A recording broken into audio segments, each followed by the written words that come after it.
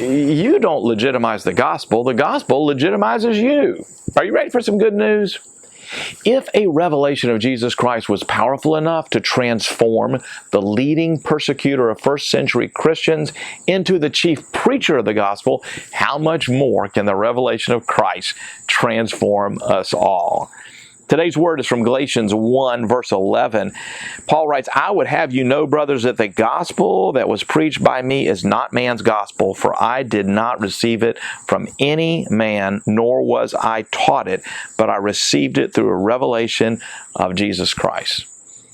Most scholars suggest that the Judaizers, false teachers who were urging the Galatian Christians to embrace the Old Testament ritual of circumcision, were discounting Paul's authority as an apostle because he hadn't actually been with Jesus physically. So Paul insists that he didn't receive the gospel from a teacher or a council in Jerusalem. His authorization was directly from the Lord.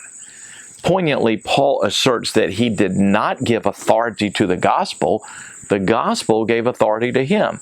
Paul wasn't so much defending his own apostolic legitimacy as he was elevating the place of the gospel. To Paul, and therefore to us, the gospel is not a set of Christian doctrines to which we give mere mental assent. The gospel is something alive and powerful. Elsewhere, Paul declares that the gospel is the power of God unto salvation.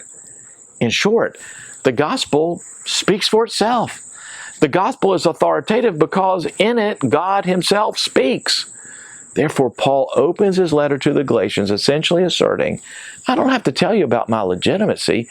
I just have to tell you the gospel. It's incredible, literally unbelievable, that God would overwhelm the chief persecutor of the Christians and transform him into the primary preacher of the message of Christ. But that's how powerful the gospel is.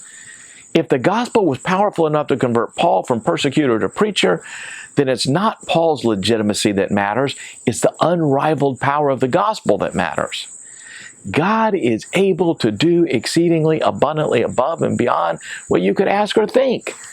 And that's the gospel. Well, that's today's good news, and you can click right here to get more good news. And better yet, subscribe to this channel. Tell somebody else about it, please, because everybody needs to start every day with good news.